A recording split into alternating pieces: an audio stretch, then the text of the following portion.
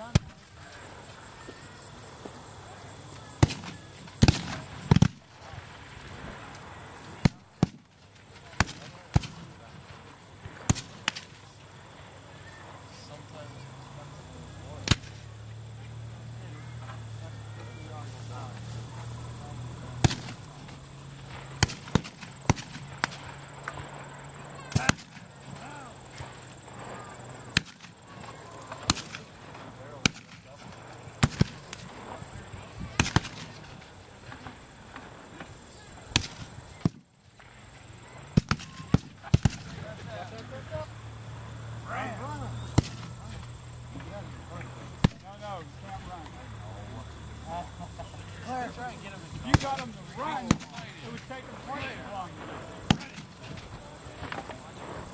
As soon as he starts going in,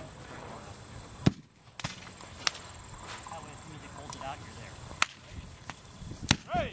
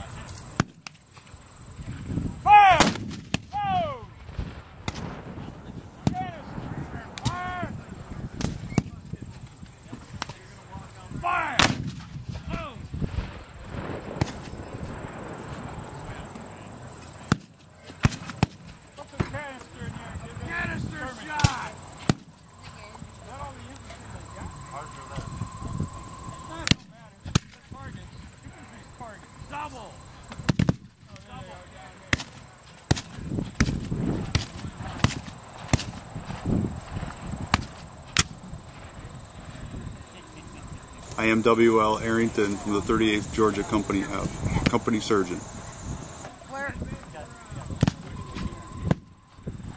For the most part, with surgeons, you would see them not right at the battlefield. You would see them considerably behind the lines. After a battle, it was not uncommon to see surgeons operating up to 36 hours straight after a battle. Surgeons were few and far between in between the early part of the war because of the division of the states. You had some that went north, some that went south, and as the war developed, that there were additional that did come on board. For the most part, the standard operation that a surgeon performed was an amputation, and therefore surgeons were dubbed butchers.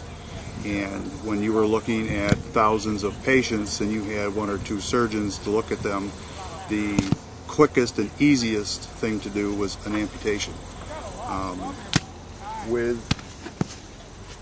With that, you had extensive damage that was caused by those, because those are what being shot at, and if that hits bone, that's what it does, and it just literally shatters bone. So they did do a little bit on resecting at that point in time, but if I spent 4, 5, 6 hours doing a resection, how many other soldiers died in that period of time?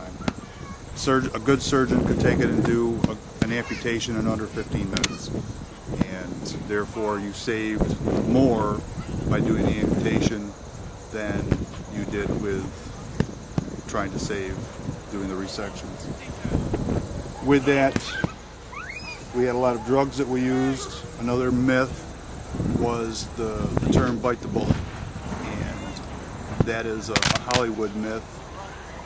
Over 90% of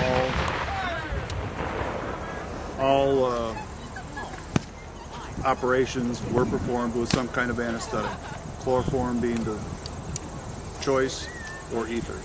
Ether was hazardous because of its volatility. We had a lot of drugs that we gave patients afterwards, morphine, opium. We made a lot of drug addicts. Laudanum is opium distilled in alcohol. This was readily available up to the early part of this century, and you could go to the drugstore without even having a prescription for it. If you hear the term old soldier's disease, this is what it is. A good reference is the Gone with the Wind. When you see her always going over to her bureau, this is what she's going for. It was very commonly also given to women. The drug that we also used very readily is what they call blue mass, and what that is mercury. And I don't know if you played with mercury in school when you were a kid in chemistry class. Yes, this is what we gave them. Fortunately, there were not a lot of long-term effects of using this, as long as it did not get into your bloodstream. And what we gave these for, abdominal problems. So, but as long as it went through your system, you most of the part-time didn't have a problem with it. Did it actually work? Some did, some didn't. A lot of the drugs that were used at that point were pretty much a trial and error basis. The masses that you were dealing with, a lot of the doctors and physicians that came into the field of surgery were your hometown doctors that enlisted with the local group and followed them throughout the war. So they were used to dealing with the coughs and the sniffles and the minor broken bones and stuff like that. Nothing to what they were getting into actually when it came into a battle. So a lot of the drugs that they were using, some were home remedies, some were trial and error. They would work on some, they would not work on others. And therefore, by the end of the war, as with any war, you have a lot of big discoveries as far as medicines and technology that comes out. Tool of choice, bone saw.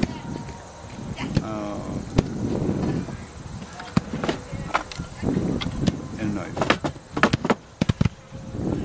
Another advance between the Revolutionary War and the Civil War. When they did an amputation in the Civil War, they would take it and just do a straight cut and cauterize the end of the stump. And that killed more people than it cured because of the shock.